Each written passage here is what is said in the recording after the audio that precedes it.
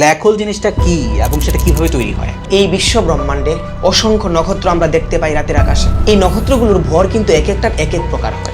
যেই সমস্ত নক্ষত্রের ভর সূর্যের ভরের চেয়ে 1.44 টাইমস এর চাইতেও বেশি, ওই নক্ষত্রটা যখন শেষ পর্যায়ে যাবে তখন সে ব্ল্যাক হোলে কনভার্ট হবে। আর যদি এর চাইতে কম হয় সেটা হবে শ্বেতবামন। তাহলে আমাদের এই গ্যালাক্সির মধ্যে এমন কি কোনো অন্য বস্তু রয়েছে যেটা ব্ল্যাক হোল ছাড়াও যারা লাইট অ্যাবজর্ভ করে নিতে পারে বা রিফ্লেক্ট করে না? পৃথিবীতে সায়েন্টিস্টরা একটা বানিয়েছিলেন, এটাকে বলে ফেরিস ব্ল্যাক বডি। আচ্ছা, একটা সুরঙ্গের মতো, ভেতরে পুরোটা ব্ল্যাক কালার, লাইটটা ভেতরে রিফ্লেক্ট হয়ে অ্যাবজর্ব হয়ে যাবে। তুমি যদি 100% লাইট দিয়ে দাও, 3% শুধু বেরিয়ে আসবে। That means 97% light will be absorb by the Ferry's black body. সেটাকে আমরা একটা ব্ল্যাক হোলের মতো ইমাজিন করতে পারি। হকিংস রেডিয়েশন বিষয়টা কি, এটা যদি একবার একটু এক্সপ্লেইন করো। এটা আসলে ইভেন্ট হরাইজনের কাছাকাছি তৈরি হয়। এটা ব্ল্যাক হোল থেকে তাত্ত্বিক রশ্মি বেরিয়ে আসে, থিওরিটিক্যাল রেডিয়েশন, এগুলোকে হকিং রেডিয়েশন বলা হয়। ধরা হয় এগুলো বের হতে হতে ব্ল্যাক হোলের কিন্তু মাসটা কমতে থাকছে। এই হকিং রেডিয়েশনের কারণে একদিন শেষ হয়ে যাবে ব্ল্যাক হোলটা। নমস্কার, নাদ দ্য কসমিক সাউন্ডের একটা নতুন এপিসোডে আপনাদের সবাইকে আরও একবার স্বাগত জানাই। আর আজকে আমাদের টপিক হচ্ছে ব্ল্যাক হোল। আর ব্ল্যাক হোল নিয়ে আলোচনা করতে এই মুহূর্তে নাদের স্টুডিওতে যিনি রয়েছেন তিনি হচ্ছেন ডক্টর ননীগোপাল দেবনাথ। স্যার, তোমাকে অনেক অনেক স্বাগত আমাদের স্টুডিওতে। নমস্কার। তোমার নমস্কার, কেমন আছো বলো? চলছে, ভালোই আছি, দিনকাল ভালোই যাচ্ছে। তুমি যেহেতু পদার্থবিদ্যা নিয়ে চর্চা করছো দীর্ঘ অনেক দিন ধরে, পদার্থবিদ্যার সঙ্গে স্পিরিচুয়ালিটির কি সম্পর্ক সেটা আমরা পরে আসব। এটা একটা ছোট্ট ঝলক দর্শক বন্ধুদেরকে দিয়ে রাখলাম, কিন্তু তার আগে আমি তোমার কাছে সরাসরিভাবে জানতে চাইবো যে ব্ল্যাক হোল জিনিসটা কি এবং সেটা কিভাবে তৈরি হয় অ্যাকচুয়ালি। দেখো, এই বিশ্ব ব্রহ্মাণ্ডে, এই মহাশূন্য স্থানে, এই স্পেস যত দূর বিস্তৃত রয়েছে, অসংখ্য নক্ষত্র আমরা দেখতে পাই রাতের আকাশে। এই নক্ষত্রগুলোর ভর কিন্তু এক একটার এক এক প্রকার হয়। যেই সমস্ত নক্ষত্রের ভর সূর্যের ভরের চেয়ে 1.44 টাইমস এর চাইতেও বেশি, আচ্ছা, মানে 1.44 গুণের চাইতেও বেশি, অলমোস্ট 1.5 গুণের বেশি, 1.5 গুণের বেশি সূর্যের ভরের তুলনায়। আচ্ছা, তাহলে যদি বেশি হয়, ওই নক্ষত্রটা যখন শেষ পর্যায়ে যাবে তখন সে ব্ল্যাক হোলে কনভার্ট হবে। আর যদি এর চাইতে কম হয় তাহলে সেটা হবে শ্বেতবামন, আচ্ছা, মানে হোয়াইট ডোয়ার্ফ। এইটাকে একটু এক্সপ্লেন করো এবার। ধরো আমাদের সূর্য, আমাদের সূর্যের ভর ধরো 1 কেজি, ওকে, 1 কিলোগ্রাম সাপোজ। সূর্য যখন তার জীবনের শেষ পর্যায়ে যাবে, অনেকগুলো, মানে যখন নক্ষত্রের অ্যাকচুয়ালি মৃত্যু হয়, মৃত্যু হবে, শেষ বলতে মৃত্যু বোঝাচ্ছে, মৃত্যু হবে, তো তার কিন্তু মৃত্যুটা হোয়াইট ডোয়ার্ফে গিয়ে শেষ হয়ে যাবে। সে আর এগুতে পারবে না, কারণ তার ভর কম রয়েছে। শ্বেতবামনই শেষ হয়ে যাবে। শ্বেতবামন অবস্থাটা অ্যাকচুয়ালি কি, মানে এটা কিরম হয়? শ্বেতবামনটা ধারণা করা হয় সাদা। আচ্ছা, একদম সাদা হয়ে যায় যখন তার মধ্যে যা যা আছে পদার্থগুলো সবগুলো বার্ন হয়ে যাবে, কারণ সূর্যের মধ্যে তো প্রতিনিয়ত নিউক্লিয়ার ফিউশন হচ্ছে। নিউক্লিয়ার ফিউশনের ফলে প্রচুর পরিমাণ এনার্জি রিলিজ হচ্ছে, sound energy, light energy and hit energy. তো আমরা কিন্তু সাউন্ড এনার্জিটা পাচ্ছি না। কেন? কারণ সূর্য এবং পৃথিবীর মাঝখানে একটা বিশাল গ্যাপ রয়েছে, তাই শব্দ আসতে পারে না। শব্দ আসতে পারছে না। হ্যাঁ, শব্দ চলাচলের জন্য একটা মাধ্যম দরকার। তো শব্দটা আমরা পাচ্ছি না। কি পাচ্ছি? আমরা শুধু লাইটটা পাচ্ছি, লাইটটা পাচ্ছি, এই দুটো এনার্জি পাচ্ছি। এই যে এনার্জি রিলিজ করছে সূর্য, ধরা হয় প্রতিদিন সূর্যের 15 ক্রোর মেট্রিক টন মাস নষ্ট হচ্ছে প্রতিদিন। আচ্ছা, তবু ধরা হয়েছে যে সূর্য আরো 15 ক্রোর ইয়ার্স বাঁচবে। আচ্ছা, তাই আমাদের কোনো টেনশন নেই, আমাদের ভয়ের কোনো কারণ নেই। তো সূর্যের যে দশাগুলো সে পেরিয়ে যাচ্ছে, প্রোটো স্টার থেকে স্টার, এরকম করে একটা সাইকেল চলে, লাইফের একটা সাইকেল চলে, মানে নক্ষত্রের জন্ম থেকে মৃত্যু পর্যন্ত। আচ্ছা আচ্ছা আচ্ছা। প্রোটো স্টার, দেন সুপারনোভা, এরকম করে যে সাইকেলটা চলে। তো সাইকেলের শেষ পর্যায়ে আমাদের সূর্যেরটা হবে গিয়ে হোয়াইট ডোয়ার্ফ, আচ্ছা, শ্বেতবামন, কারণ তার ভর কম রয়েছে।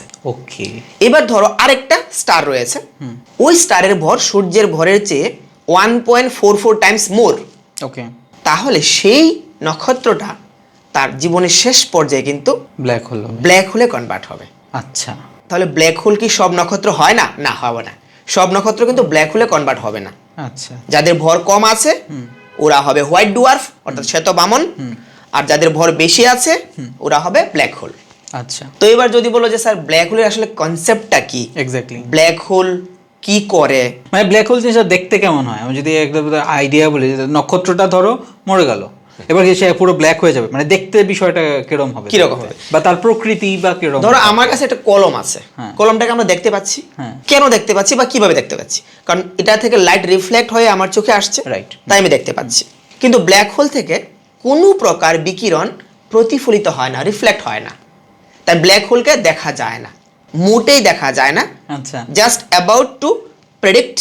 কিভাবে প্রেডিক্ট করবে? যে আশেপাশের বস্তুগুলো দেখে, কিরকম বস্তু, যাদের মধ্যে আলোক আছে, আচ্ছা আচ্ছা, লাইট রয়েছে, সেই বস্তুগুলোর পজিশন দেখে প্রেডিকশন করা হবে যে ওই জায়গাটাতে যেহেতু পুরোটা অন্ধকার রয়েছে, সেই জায়গাতে একটা ব্ল্যাক হোল রয়েছে। এখন প্রশ্ন হলো কেন এরকমটা হবে?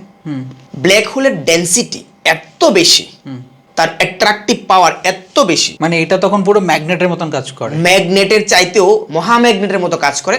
সে সব কিছুকে অ্যাট্রাক্ট করে ভেতরে ঢুকিয়ে নেয়, গিলে ফেলে। Even it can attract light. Okay, মাসকে তো অ্যাট্রাক্ট করেই করে, লাইটকেও অ্যাট্রাক্ট করে। আচ্ছা, লাইটকে এমন ভাবে অ্যাট্রাক্ট করে যে লাইটটাকে আর রিফ্লেক্টই করে না। তো যেহেতু রিফ্লেক্ট করছে না, তাহলে দেখার তো প্রশ্ন ওঠে না, দেখার সম্ভাবনা নেই, দেখার তো প্রশ্ন ওঠে না। যেখান থেকে লাইট মোটেই রিফ্লেক্ট, শুধুমাত্র তার ওই আকর্ষণ বলটার জন্য, আকর্ষণ বলটার জন্য।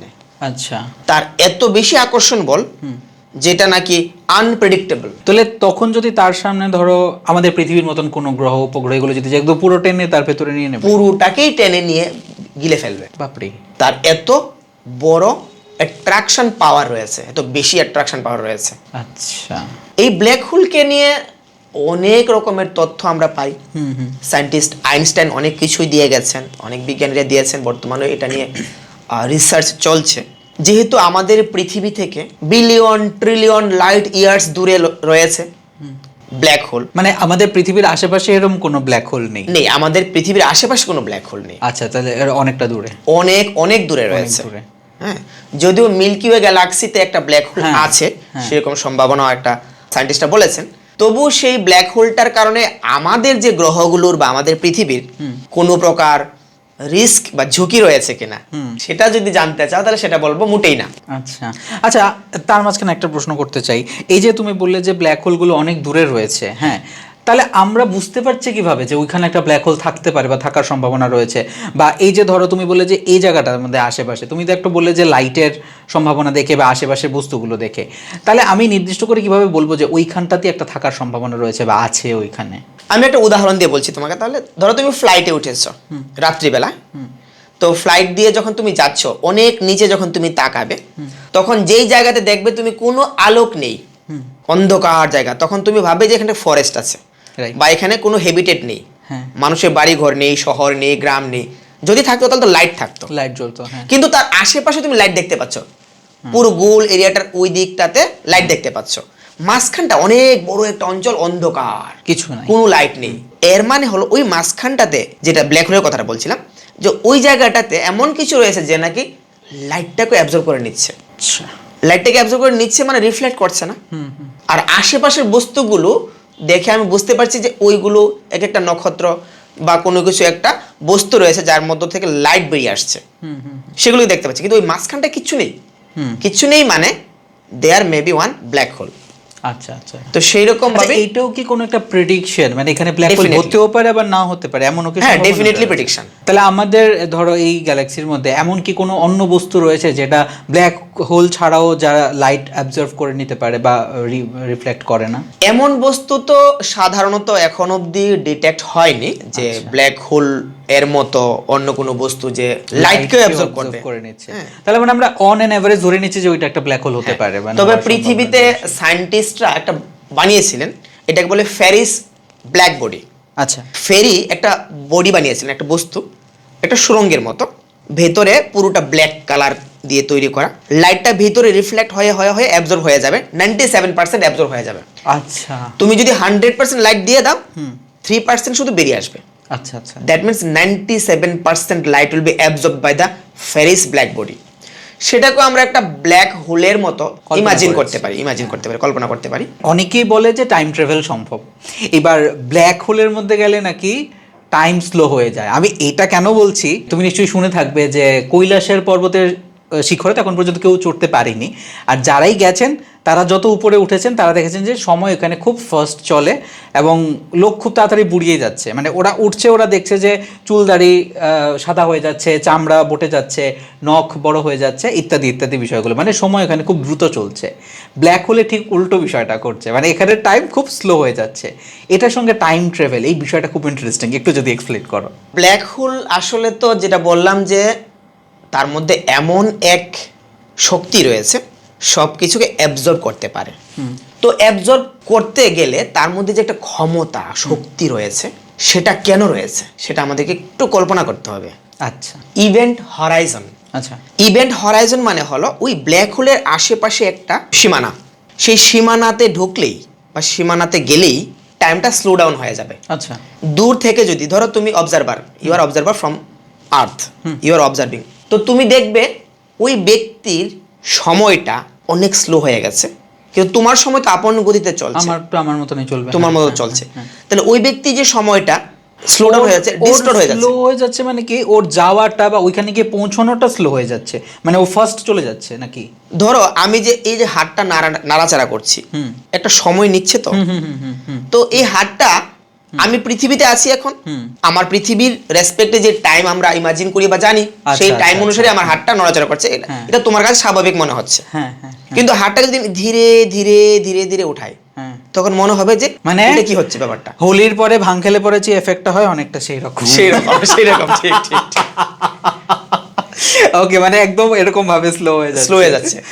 এবং এই যে ইভেন্ট হরাইজনের ভেতরে গেলে বা আশেপাশে গেলে সবকিছু যেন দুমড়ে মুচড়ে একাকার হয়ে যায়। বাপরে, টাইম বলো, অবজেক্ট বলো, স্পেস বলো, সবকিছুই দুমড়ে মুচড়ে যায়। আচ্ছা, তখন সবকিছু স্লো ডাউন হয়ে পরবর্তী সময় হিমায়িত হয়ে যাবে। হিমায়িত মানে কি, একেবারেই ছোট জায়গাতে জমা হয়ে যাবে। ধরো জল হিমায়িত হয়ে গেল, ফ্রিজ হয়ে গেল, রাইট। এইরকম সেখানে সবকিছু ফ্রিজ হয়ে যাবে।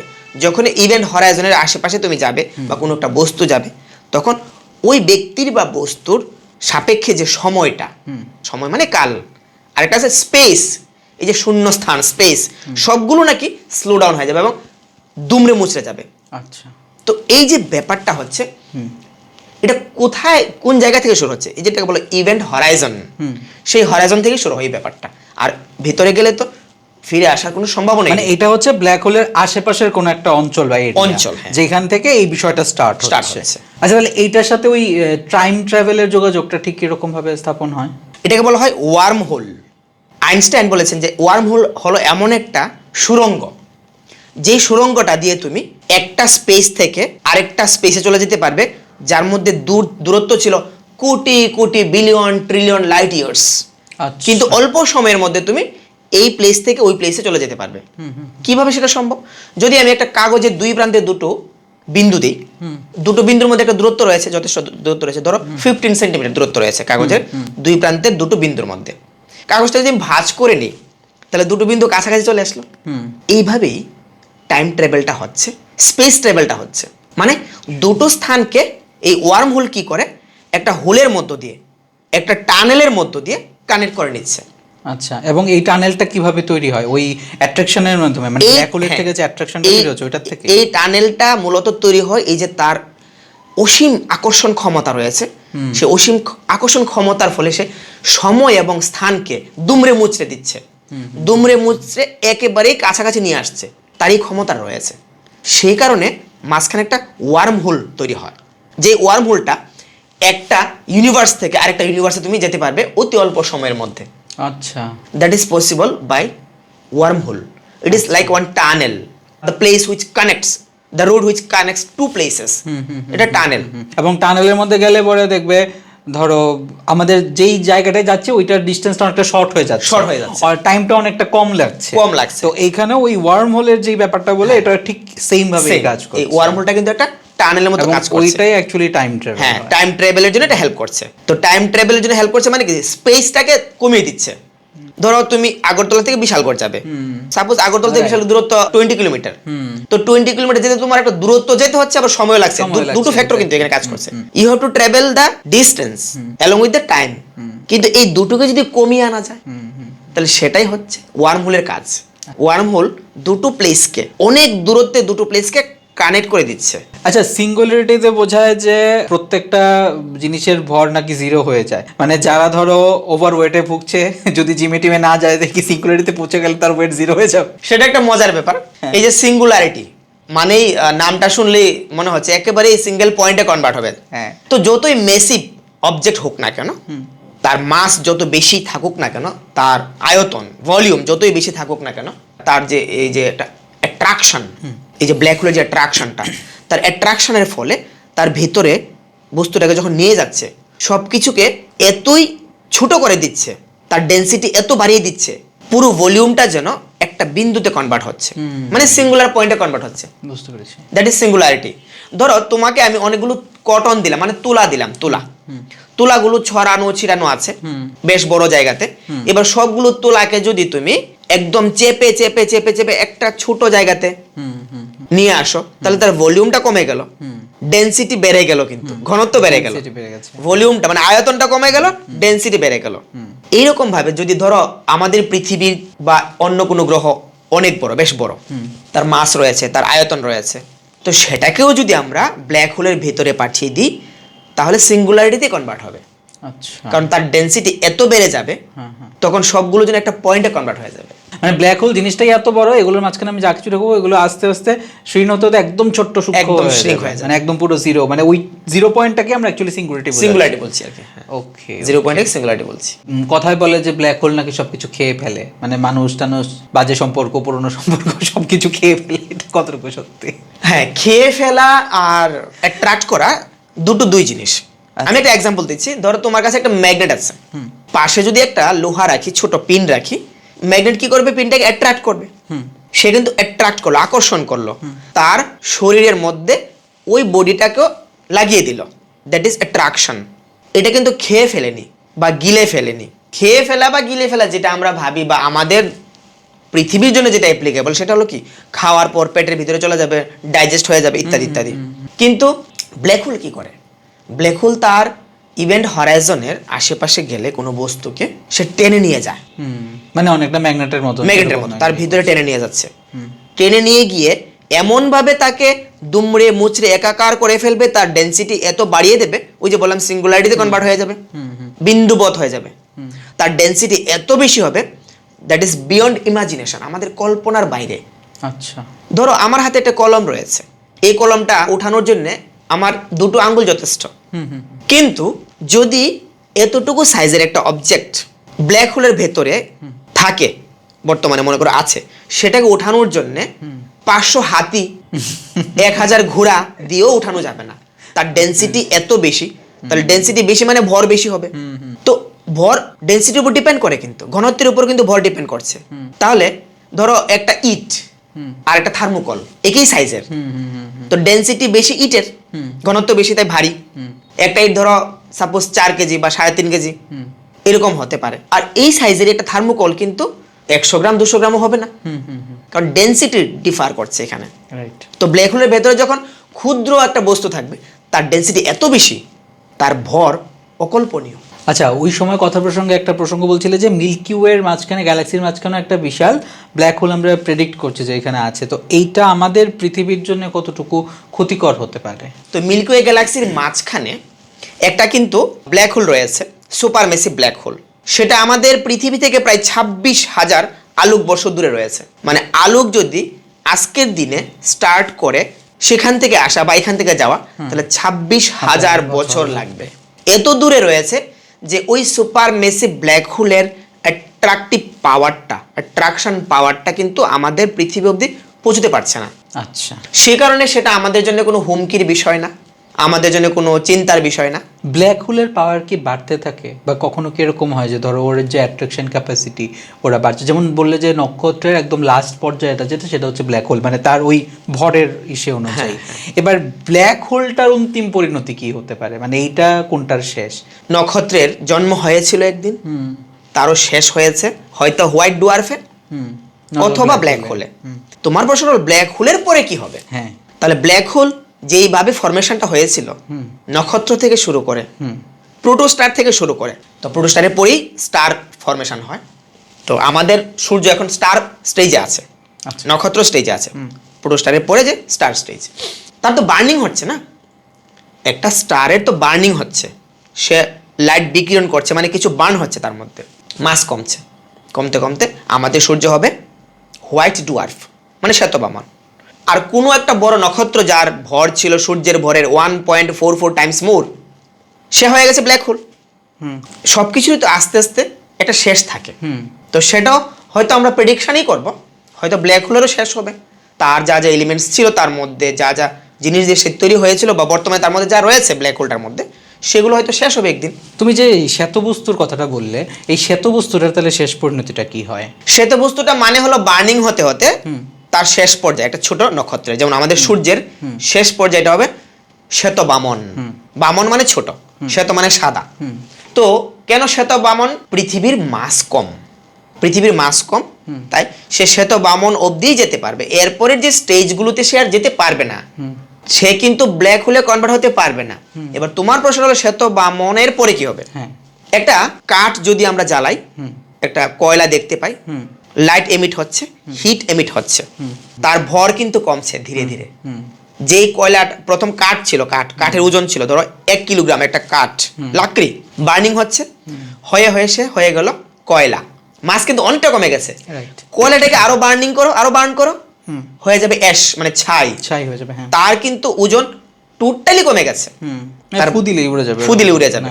এবার বলছো তুমি ছাইটার কি হবে? এই ছাইটারও কিন্তু শেষ আছে। আচ্ছা, এই ছাইটার শেষটা হতেও অনেক অনেক বছর সময় লাগবে। আচ্ছা, সেটাও কিন্তু আমরা প্রেডিকশনই করতে পারবো, কারণ পৃথিবীর সৃষ্টি যত বছর হয়েছে, এখন অবধি আমরা হিউম্যান সিভিলাইজেশন, মানব সভ্যতা যতটুকু আমরা এগিয়ে গেছি, আমাদের বিজ্ঞান কিন্তু সেই তথ্যগুলো এখনো বের করতে পারেনি, যে শ্বেত বামনের শেষ পর্যায়ে কি হবে, বা ব্ল্যাক হোলের শেষ পর্যায়টায় কি হবে। এই যে ইভেন্ট হরাইজন, এই যে টাইম ট্রাভেল করা, স্পেস ট্রাভেল করা, এই যে বিষয়গুলো, এগুলো কিন্তু সবই কাল্পনিক। আইনস্টাইনের যে রিলেটিভিটির থিওরি, আপেক্ষিকতাবাদের যে তত্ত্ব থেকে সেগুলো এসেছে। রিলেটিভ সব কিছু, এগুলো আপেক্ষিক। কেন আপেক্ষিক বলছি? পৃথিবীর সাপেক্ষে আমরা সবকিছু হিসাব করছি। বুঝতে পেরেছি, পৃথিবীর সাপেক্ষে হিসাব করছি, তাই তো আপেক্ষিক। কারণ পৃথিবীর জন্য যে টাইম আর ওই জায়গার যে টাইমটা, সেটা এক হচ্ছে না। আচ্ছা, তাহলে স্যার এইবার তুমি আমাকে একটা কথা বলো, মানে এই যে ধরো প্রত্যেকটা জিনিসই তো আমরা ধরে নিচ্ছি, মানে ধরো ওই এক্স আমার এক্সের মতন, ওর এক্সেরও এখন পর্যন্ত কোনো ডেস্টিনেশন পাওয়া যায়নি। তো এই যে প্রত্যেকটা জায়গাতে আমরা বারবার বলি না যে সায়েন্স এতটা এগিয়ে গেছে, কিন্তু এখনও তো আমার যতটুকু মানে কনভারসেশন আজকে উঠে আসলো আর কি, আমাদের প্রত্যেকটা জিনিসই তো শুধুমাত্র আমাদের ওই নির্ভর একটা জায়গার মধ্যে, মানে যদি এইটা হয় তাহলে এটা হতে পারে, এখনও তো সেরকম একদম প্রুভড, হ্যান্ডস প্রুফ টাইপের কিছু হয়নি। না, কোনো কিছু প্রুফ করতে গেলে তোমাকে এক্সপেরিমেন্ট করতে হবে। Without any experimentation you can not get the conclusion. তুমি কথা বলার প্রসঙ্গে একবার বলেছিলে যে হকিন্স রেডিয়েশন, আমরা প্রসঙ্গটা একটু ছেড়ে গিয়েছিলাম। হকিন্স রেডিয়েশন বিষয়টা কি, এটা যদি আরেকবার একটু এক্সপ্লেন করো। এটা আসলে ইভেন্ট হরাইজনের কাছাকাছি তৈরি হয়, একটা ব্ল্যাক হোল থেকে তাত্ত্বিক রশ্মি বেরিয়ে আসে, থিওরিটিক্যাল রেডিয়েশন, এগুলোকে হকিং রেডিয়েশন বলা হয়। এগুলো বের হতে হতে তোমার ব্ল্যাক হোলের কিন্তু মাসটা কমতে থাকছে, তখন সে স্লিম হবে। এই হকিং রেডিয়েশনের কারণে ধরা হয় একদিন শেষ হয়ে যাবে ব্ল্যাক হোলটা। এটাই হলো তোমার হকিং রেডিয়েশনের যে একটা কার্যকারিতা ধরা হয়। আমরা ব্ল্যাক হোল নিয়ে আমাদের আলোচনা অলমোস্ট শেষের দিকে, আমি একটুখানি ঢুকবো এবার তোমার পদার্থবিদ্যা নিয়ে চর্চার বিষয়টাতে, মানে যেটা করে তুমি 2024-এ রাষ্ট্রপতি পুরস্কারও এসছে তোমার ঝুলিতে, এবং তার পাশাপাশি তোমার পেছনে এতগুলো ডিগ্রি পড়াশোনা, এগুলো হয়তো আমি সবগুলো বলে দর্শকদেরকে বোঝাতে পারবো না, আমি এগুলো ডিসক্রিপশন বক্সে খুব সুন্দর করে লিখে দিয়ে দেবো। আমাকে একটুখানি ওই গল্পটা শেয়ার করো, যেই সময়টায় তুমি ওই অ্যাওয়ার্ডটা পেয়েছিলে, এবং সেটা কিসের জন্য? আমি পদার্থবিদ্যাকে ভালোবাসি, তো তার পাশাপাশি আমি এডুকেশন নিয়েও পড়াশোনা করেছি, এডুকেশনও মাস্টার ডিগ্রি করেছি, সাইকোলজিতেও মাস্টার ডিগ্রি করেছি। ভালোবাসা থেকে উৎপন্ন নেট স্লেট করা, পিএইচডি করা। তো বেসিক্যালি আমার জার্নিটা তো সেই শৈশবকাল থেকে শুরু হয়ে গেছিলো, যখন আমি গ্রামে বাস করতাম। আমার বাড়ি ছিল গোলাঘাটি। পড়াশোনাটাকে আমি বরাবর ভালোবাসতাম। তো প্রথম যখন 1998-এ বিজ্ঞান মেলা হয় আমাদের অফিস টিলা, বিশালগড়ে অফিস টিলা দ্বাদশ শ্রেণী বিদ্যালয়ে, সেই বিজ্ঞান মেলাতে আমি বিজ্ঞান মডেল দিয়েছিলাম। তখন আমি একাদশ শ্রেণীতে পড়ি। আচ্ছা। তো জীবনে প্রথমবার বিজ্ঞান মডেল দিয়ে দিলাম একটা, কি করে কম্পোস্ট সার তৈরি করতে হয় কেঁচু থেকে। আচ্ছা। 3 প্রকার সার তৈরি হবে সাইমেলটেনিয়াসলি। তো কেঁচু সংগ্রহ করতে আমাকে আমার স্যার বললেন, গাইড টিচার। সেই বছর সাব ডিভিশন লেভেলে আমি প্রথম স্থান অর্জন করলাম, তারপর ডিস্ট্রিক্ট লেভেলে আবার প্রথম স্থান অর্জন করলাম, তারপর স্টেট লেভেলে আবার প্রথম স্থান অর্জন করলাম। পরবর্তী সময় এই মডেলটা নিয়ে 12 ফাইনাল পরীক্ষার আগে দিল্লি চলে গেলাম। আচ্ছা, দিল্লিতে ন্যাশনাল সায়েন্স এক্সিবিশন। ওই যে সেখান থেকে আমার যাত্রা শুরুটা, বিজ্ঞানকে নিয়ে চর্চা করা, বিজ্ঞানকে ভালোবাসা। ত্রিপুরাতে এডুকেশন নিয়ে আর কি কি প্ল্যান রয়েছে, কি কি কাজ করতে চাও, বা ধরো কোন কোন জায়গাগুলোতে তোমার মনে হয়েছে যে এই জায়গাগুলোতে আরও কাজ করা দরকার, ল্যাকিংস রয়েছে কিছু? এই যে ইটভাট্টার ভেতরে বাচ্চাদের পড়াশোনাটাকে কিভাবে ডেভেলপ করা যায়, সেই কাজটা কিন্তু আমার এখনও একটা চ্যালেঞ্জের মধ্যে রয়ে গেছে। আমি কয়েকটা প্ল্যান পলিসি তৈরি করেছি, দিয়েছি বিশেষ বিশেষ জায়গাতে, সেগুলোকে ইমপ্লিমেন্ট করার জন্যে। পরবর্তী সময়ে এটাকে নিয়ে আরও কাজ করতে হবে, এবং সেটাই আমার এখন মুখ্য উদ্দেশ্য যে কীভাবে বাচ্চাদেরকে ব্লেন্ডেড মুডে পড়াশোনা করানো যাবে, বা half yearly schooling mood. Half of the year they will be in their mother state and half of the year they will be in the migrated state. এখানে কি এখন তোমার প্রেজেন্টলি কোনো পাইলট প্রজেক্ট চলছে, মানে যেটার উপরে বেস করে ধরো তুমি এই তোমার স্টাডিগুলো বা রিসার্চগুলো তৈরি করে? হ্যাঁ, ইদানিং আমি একটা কাজ করেছি এটার উপর, আর একটা কাজ চলছে, তোমার একটা অ্যাকশন রিসার্চ করেছি। সেটা হলো ওই ব্রিকফিল্ডের উপরেই ছোট ছোট মেয়েরা 12 বছর, 13 বছর, 10 বছর, ওদের বিয়ে হয়ে যাচ্ছে। এই যে আর্লি, এই যে মাদারহুড, এরপরে বিভিন্ন ডিজিজ, বিভিন্ন সমস্যা লাইফে, তো ওই বিষয়টা নিয়ে আমি কাজ করছি। আচ্ছা, ওদের এডুকেশনটা দিলে তো এগুলো রিমুভ হবে। এক্স্যাক্টলি, এডুকেশনটা ছাড়া তো এটা হবে না। এই যে কিন্তু তোমার কি কোনোভাবে মনে হয় না যে এদের এডুকেট করার আগে তাদের প্যারেন্টসদেরকেও তো সেই এডুকেশনের মধ্যে আনা উচিত? বিকজ ওদের বিবাহের সিদ্ধান্তটা তো ওরা হয়তো নিজেরাও নিচ্ছে না, হয়তো ফ্যামিলি, পিয়ার প্রেশার, সোসাইটি, ওরা হয়তো সেটাকে ডিসাইড করছে। তো আমার মনে হয় না কি, বা তোমার কি মনে হয় না যে ওভারঅল সবারই একটা কিছু মানে এই জায়গাটায় ফোকাস করা দরকার? হ্যাঁ, ডেফিনেটলি, কিন্তু তবে প্যারেন্টসদেরকে তো আমরা এডুকেট করতে পারবো না এখন, because they are the earning member of the family. হ্যাঁ, ওনাদেরকে যতটুকু সম্ভব তো করা যেতে পারে। বয়স্ক শিক্ষা নামে যে একটা চালু ছিল আমাদের, এইরকমভাবে মানে অ্যাডাল্ট এডুকেশন, সেটা কিন্তু আমাদের গ্রামেগঞ্জে আগে চলতো। রাত্রিবেলায় হারিকেন নিয়ে দেখতাম পাড়ার মধ্যে কোনো কোনো বাড়িতে পড়াশোনা, কাজকর্ম শেষ করে এসে সবাই সন্ধ্যেবেলা 6টা থেকে 8টা কিংবা 9টা পর্যন্ত এই এগুলোর মধ্যে, কিন্তু সেখানে কি পড়াশোনা হতো সেটা হলো আসল কথা। সেখানে পড়াশোনা হতো ওদেরকে কিভাবে স্বাক্ষর করা যায়। স্বাক্ষর মানে কিভাবে ওরা সিগনেচারটা, শুধু স্বাক্ষর অভিযান চলতো তখন, স্বাক্ষর। তো ওই যে ব্রিকফিল্ডের যে প্যারেন্টসরা আছে, ওদের মুখ্য উদ্দেশ্যটা হলো আর্ন করা, টাকা রোজগার করতে হবে, ফ্যামিলিকে চালাতে হবে। তুমি যেটা বললে যে ওদেরকে এডুকেট করাটা খুব দরকার, হ্যাঁ ডেফিনেটলি দরকার, কিন্তু এটা এতটা সহজ না যতটা সহজ হবে বাচ্চাদেরকে এডুকেট করাটা। ব্রিকফিল্ডের মালিকদেরকে আমি জিজ্ঞেস করলাম যে আপনারা ওনাদেরকে কেন, এই যে বাচ্চাগুলোকে কেন পড়াচ্ছেন না, পড়াশোনা কেন করাচ্ছেন না? তো ওনাদের উত্তরটা শুনে আমি অবাক হয়ে গেছিলাম। ওনারা বলেছেন এদেরকে পড়িয়ে আমার কী লাভ, ওরা পড়াশোনা করলে তো ওরা ইট বানাবে কে?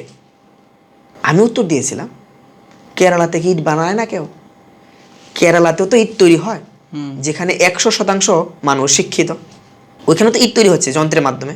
তখন উনি বললেন তাহলে তো ইটের দাম বেড়ে যাবে। তাই বললাম বারুক না, মেশিন দিয়ে ইট তৈরি হবে, মানুষও হেল্প করবে, শিক্ষিত মানুষও কাজ করবে, বাচ্চাদের ভবিষ্যৎটা সুন্দর হবে।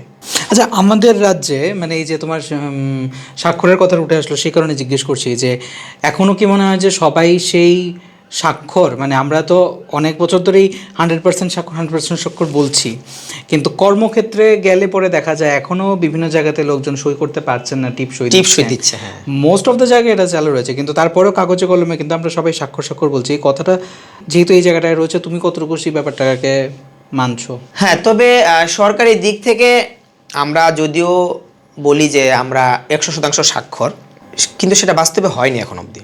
কারণ অনেকেই, তুমি যেটা বললে যে বিভিন্ন জায়গাতে দেখি এখন টিপ সই দিচ্ছে, তো থাম্ব ইমপ্রেশন এখনও চলছে বিভিন্ন জায়গাতে। তবে অনেকটাই আমরা এগিয়ে গেছি, সেটা বলবো অনেকটাই। আমাদের সরকার বা এর আগের সরকার এই যে শিক্ষাটাকে এগিয়ে নিয়ে যাওয়ার জন্য অনেক কাজ করেছেন, কিন্তু এখনও কাজ চলছে। সাক্ষরতা অভিযানও কিন্তু প্রশংসনীয় একটা উদ্যোগ ছিল। চলো পড়ি দেশ গড়ি।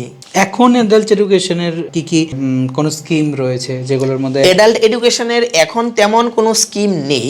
এই পডকাস্টের কনসেপ্টটা তো এখানে খুব নতুন ইন্ট্রোডিউস হয়েছে ত্রিপুরাতে। মানে আমরা যখন প্রথম পডকাস্ট করতে শুরু করেছি, যখন গেস্টদেরকে অ্যাপ্রোচ করতাম, তখন অনেকে এটাই বুঝতে পারতো না যে হোয়াট ইজ পডকাস্ট। হ্যাঁ, একদম। হ্যাঁ, মানে একটা সাধারণ টক শো, আর একটা পডকাস্টের মধ্যে যে কি ডিফারেন্সটা, কারণ কি টক শো দেখবে তুমি বিভিন্ন চ্যানেলের মধ্যে অনেক দিন ধরেই চলছে এগুলো। আমি যখন সেই ছোট তখন থেকে দেখতাম যে আজকে অমুক টক শো, আজকে স্বাস্থ্য বিষয়ক, কালকে খেলা বিষয়ক, এই বিষয়ক টক শো চলতো বিভিন্ন সময়। বাট টক শো আর পডকাস্টের এই যে একটা ডিফারেন্স, বা এই সময়ের যে জেনজিরা হঠাৎ করে পডকাস্ট নিয়ে কেন এত উঠে পড়ে লেগেছে, এই বিষয়টা তো, এই কনসেপ্টটা তো খুব নতুন। হ্যাঁ, তুমি একদম যেতে যেতে, আমরা পডকাস্ট একদম শেষ দিকে চলে এসেছি, এটা যেতে যেতে এইটা নিয়ে আমার ভিউয়ার্সদেরকে বা তোমাকে এই মুহূর্তে যারা শুনছে তাদেরকে কি বলতে চাইছো একজন ত্রিপুরাবাসী হিসেবে? পডকাস্ট নিয়ে কি বলতে চাইছো? পডকাস্ট নিয়ে কেন পডকাস্ট আমরা দেখবো, শুনবো? তো পডকাস্টে কি হচ্ছে, একটা প্ল্যাটফর্ম, তোমরা যারা জেন জি, জেনারেশন জি, জেড, তো তোমরা যেটা তৈরি করছো সত্যি একটা সুন্দর প্ল্যাটফর্ম। সেখানে তোমরা যা জানতে চাইছো বা যা জানাতে চাইছো সমাজকে, জেন আলফাকে, উইথ জেন জি, তো সেটা কিন্তু সত্যি একটা সুন্দর প্ল্যাটফর্ম। সেখানে একটা ডাইভার্সিফাইড আলোচনার প্ল্যাটফর্ম। সেখানে কিন্তু একটা কোনো জায়গাতে সীমিত না যে শুধুমাত্র এই বিষয়টা নিয়ে আলোচনা করবো, সেটা না, সেটা কিন্তু ফ্রি, নানা ধরনের ফ্রি অ্যাটমসফিয়ার। হ্যাঁ, নানা ধরনের টপিক নিয়ে কথা বলা যেতে পারে, সেখানে আলোচনা করা যেতে পারে। এতে আমাদের বাচ্চারা ইন্সপায়ার হতে পারবে, ওরা কিন্তু ইন্সপিরেশন পাবে। তো এরকম বিভিন্ন যারা সাকসেসফুল ব্যক্তি রয়েছেন আমাদের সমাজে, কোনো না কোনো ফিল্ডে ওনারা সাকসেস পেয়েছেন, তারা তারপরে সময় একটা ইন্সপিরেশনের কাজ করবে। আমাদের যে বর্তমান প্রজন্ম রয়েছে তাদের কাছে একটা ইন্সপিরেশনের জায়গা তৈরি হবে তাদের লাইফ স্টোরিটা, তাদের লাইফ স্টোরিতে। স্যার, তোমাকে অনেক অনেক ধন্যবাদ, আজকে অনেকটা সময় আমাদেরকে দিয়েছো, আমাদের দর্শকদেরকে দিয়েছো। আমি আশা রাখবো ইন ফিউচার তোমার সাথে আরও বসার আমার সুযোগ হবে, আমরা আরও ডিটেলস তোমার ভিশন মিশন ত্রিপুরাকে নিয়ে কী ভাবছো, শিক্ষা ব্যবস্থা, পদার্থবিদ্যা, সব কিছু নিয়ে আমরা এগিয়ে যাব। তোমাকে অনেক অনেক শুভেচ্ছা নাদের তরফ থেকে, অনেক ভালো থাকো, সুস্থ থাকো। দর্শক বন্ধুদের কাছ থেকে আমি সিদ্ধার্থ এই মুহূর্তে বিদায় নিচ্ছি। দেখা হচ্ছে নতুন কোনো পর্বে, নতুন কোনো অতিথির সঙ্গে।